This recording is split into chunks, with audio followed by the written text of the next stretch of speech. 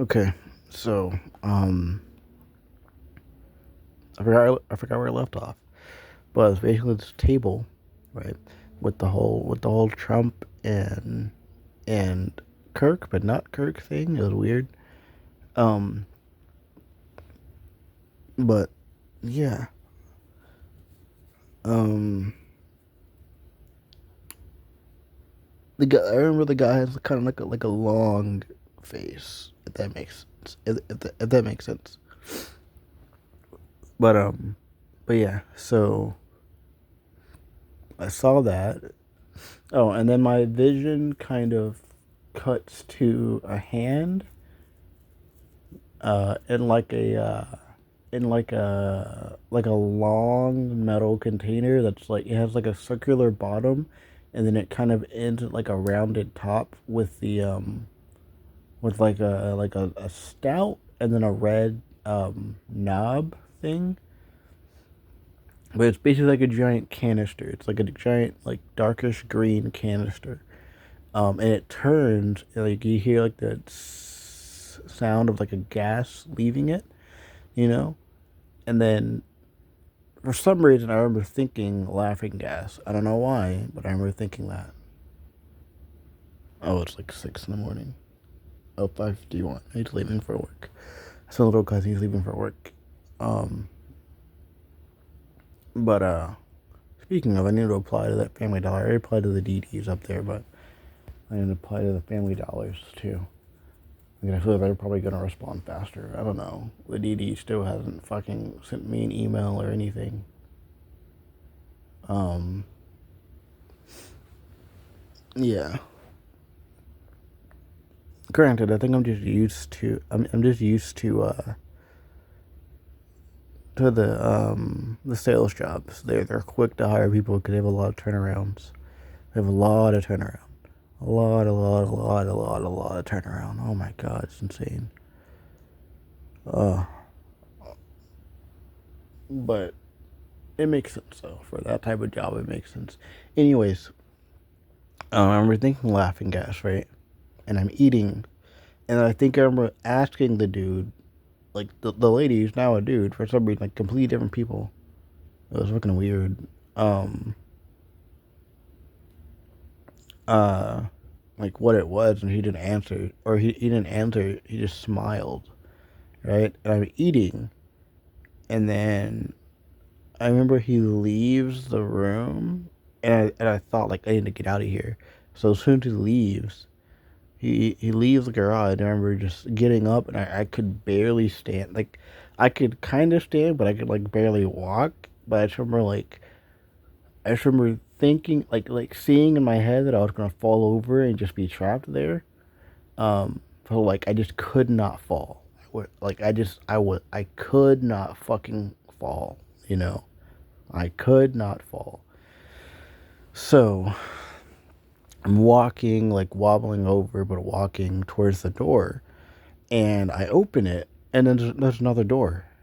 Like, right, it's not even like a door and then like a little space and another. No, like literally almost in the exact same place, there's another door, you know? But it's like, it's slightly forward.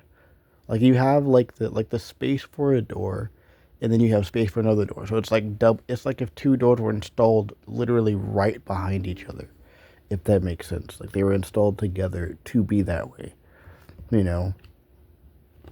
Um, but yeah, so I do that, and then I finally get the other door open, you know. But I'm thinking like, oh shit, I'm gonna be stuck because I can't get the other door open. Oh my god! But I get it open, and then I go up out of the I go up the stairs, and I'm like I'm struggling to get out the stairs, and then I open that door, um and then I leave, you know. I don't remember what happened for that. I don't even ever remember if we get it back or anything, but it kind of just like it stops after that. The dream just ends. That's when I wake up and my back's cold because of sweating and I'm hot, you know. But this was a dream after this was the dream after the other one. So the better one I had, which was before all this, which I think was longer. It was a very interesting dream because I was with a friend that I used to have in school, and he was like a really good friend of mine. So I think we were. I don't know. We bonded over comics and characters. Um, but yeah,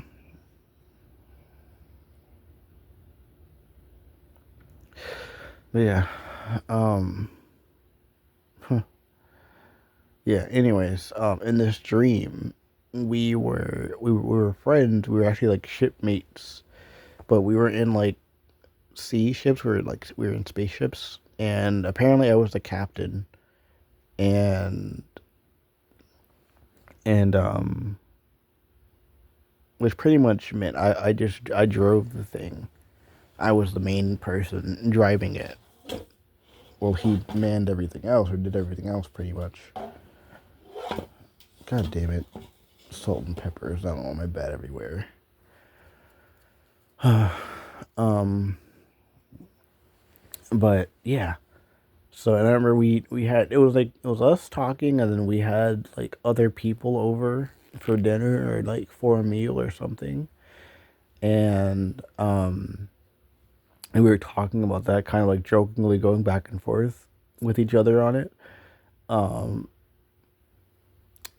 yeah, and then I think I don't know, I forget now. We were kind of like just jokingly going back and forth. But this was after like we entered our home. I just remember like it was really big. Um and the like the I guess like picture like a home, but the garage is just a clear it's just a clear like it's just a it's a translucent glass if that makes sense, but it opens up vertically. Um, but it opens up like into space, so you obviously have to have something on before you open it, you know. But from what I remember, basically we fly in like through the garage. Um, but it leads directly into like the living space. Like next to that space is next to that space was literally like two couches and a TV, and then the kitchen is behind that, and then some other area next to the kitchen. Just think of like a giant square, and it's like four squares. One with it's an empty space, where the door or where the giant transparent door is, or the garage style door is, and then next to that, yeah, living behind that kitchen, empty space basically. Um, but yeah, and I remember we go in, but I remember every time we go in, there are there before we do it, there's two like moth looking things, but they're colorful moths, but they're not like butterflies. They're not butterflies, but they're quite literally like picture a moth, but just picture it with the color palette of a butterfly, if that makes sense. Um, yeah. So it's like colorful wings, like a butterfly, but it's a moth. Sorry, yawned again. Um, but yeah, yeah, um, yeah. But they have to go in first for some reason, you know. But they go in for I don't know. It was weird. Like they go in first, but they enter after we do. It's weird. It's weird. I don't know why, but I don't know. But we do that, and then I just I just remember us going back and forth on the whole like who does more work or who puts more effort into things or whatever. And I'm saying like I'm just like you're just the driver. I do everything else. You know. It's like yeah, but driving is it's like taxing or whatever the fuck I said. I don't remember. I don't remember what I said. But I remember thinking like how I had like this life before, as in the life I have right now, like as of me talking this version of me, and this is like hundreds of years later. It's still me, but it's just in the future, if that makes sense, Um, oh my god, my eye's burning. Ugh. But yeah, what the fuck? Oh, alarm, 6 a.m. alarm.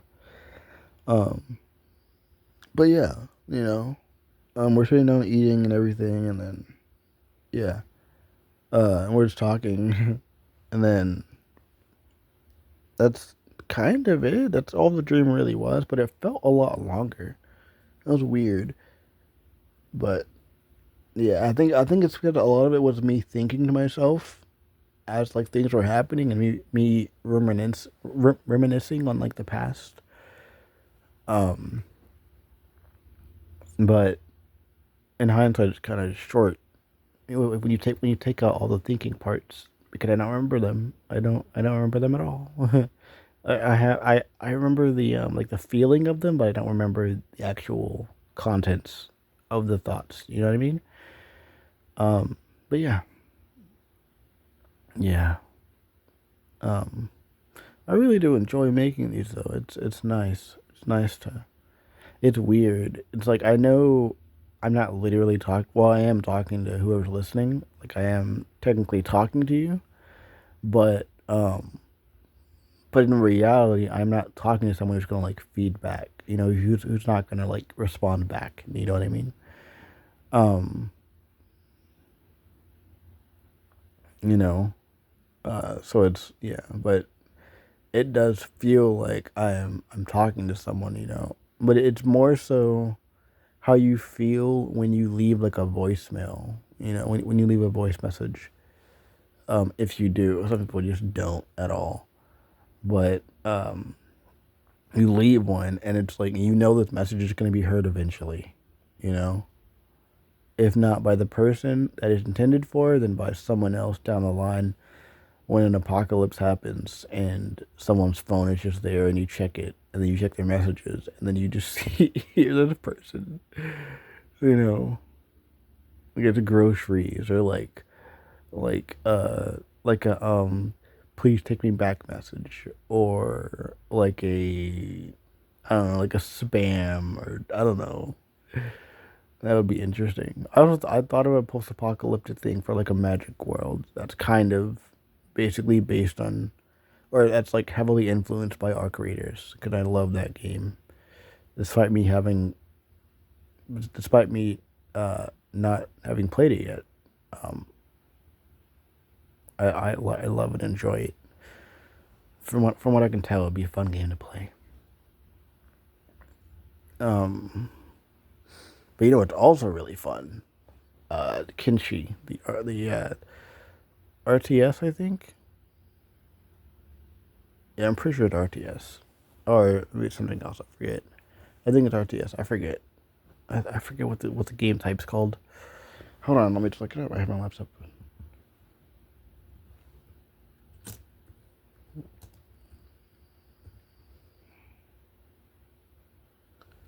Uh, Question mark? Where is it? Oh, duh.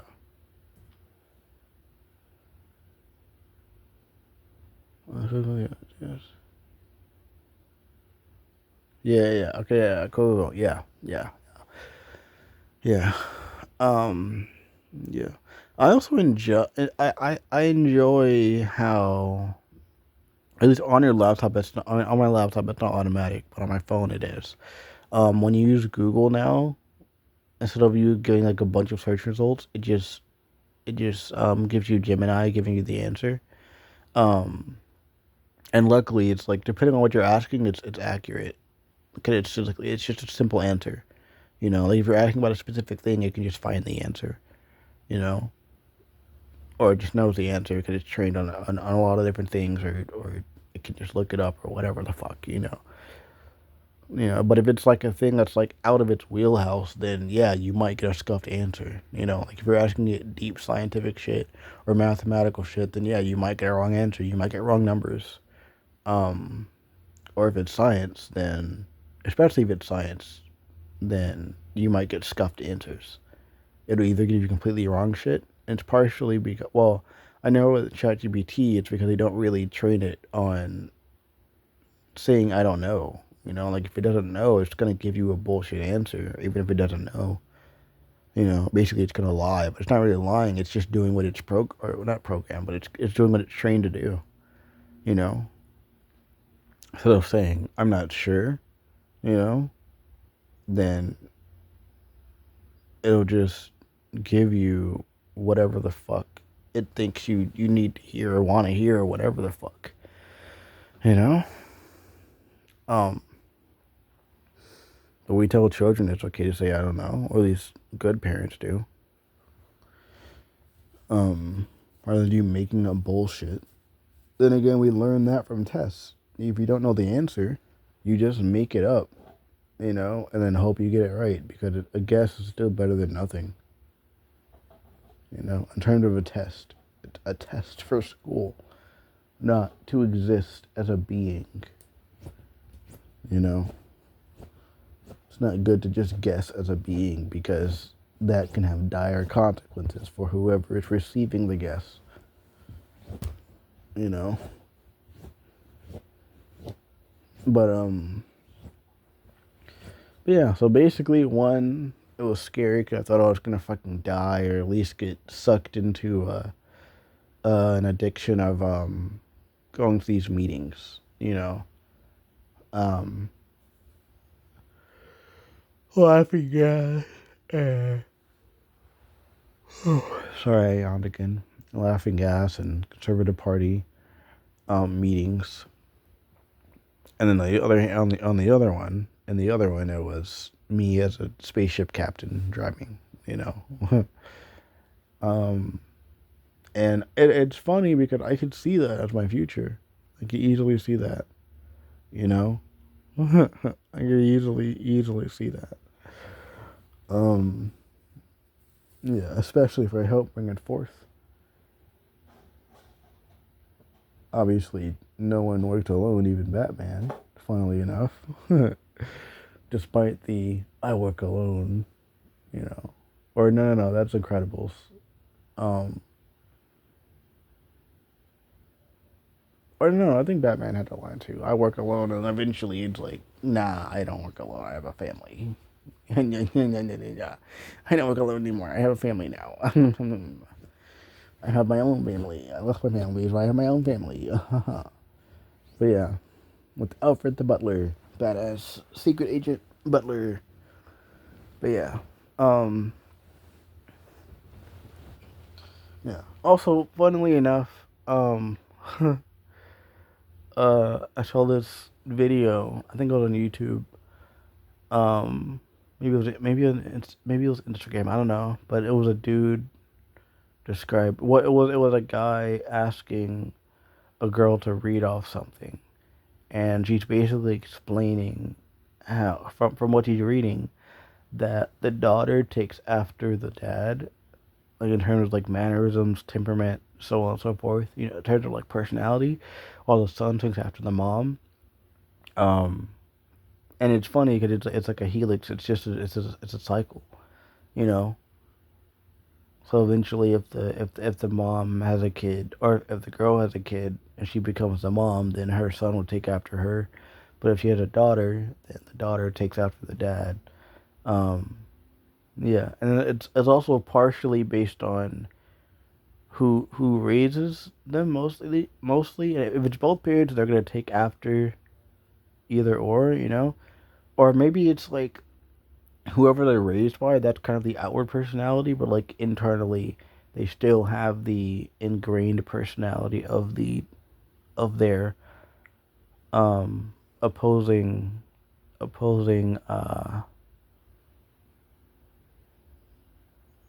opposing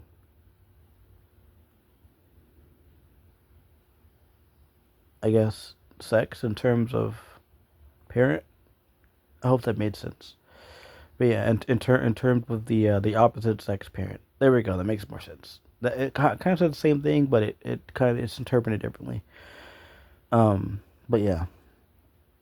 Uh, It's just interesting because I remember as a child, my mom told me it was basically the boy version of her, and it's funny because I think back on like the different moments she's had and my recollection of them, and everyone else's perspective of her, and then it reminds me of who I am today, and it's the same thing.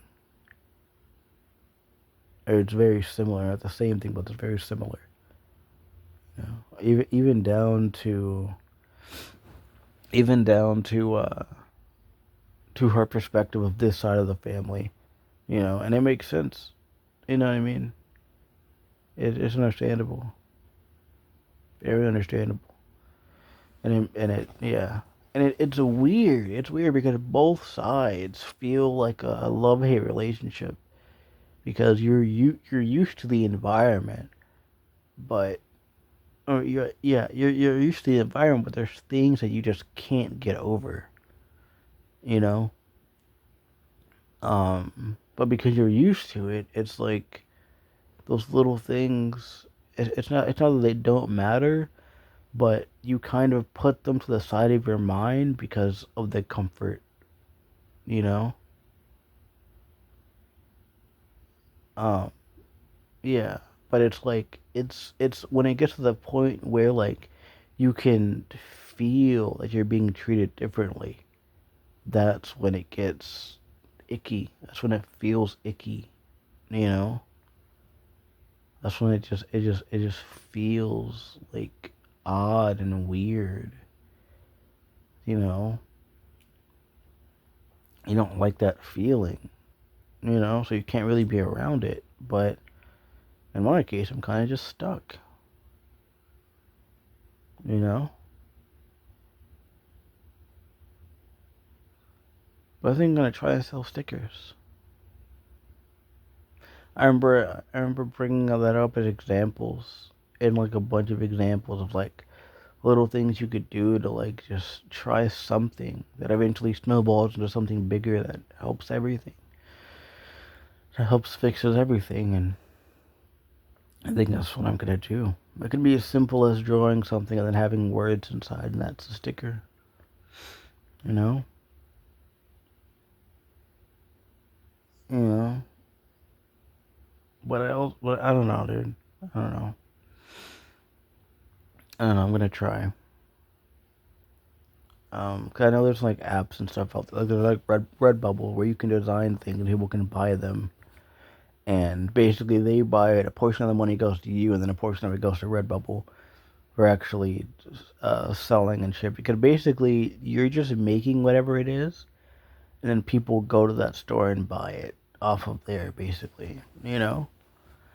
Um, but yeah, like you're not making, like you're technically making, but you're kind of like designing it, and then they put it on whatever it is, you know.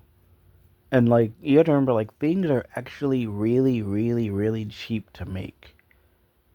Things are cheap, like a mug, like a standard mug, right? Like things only get cheaper as they go on because you can make them easier and it costs less. That doesn't really explain it, but that kind of explains it. I can't really tell you the inner workings of it, but it's like, for example, phones. Phones are cheaper. You know, a phone from 10 years ago is worth so much less than it was then. Like now. You know,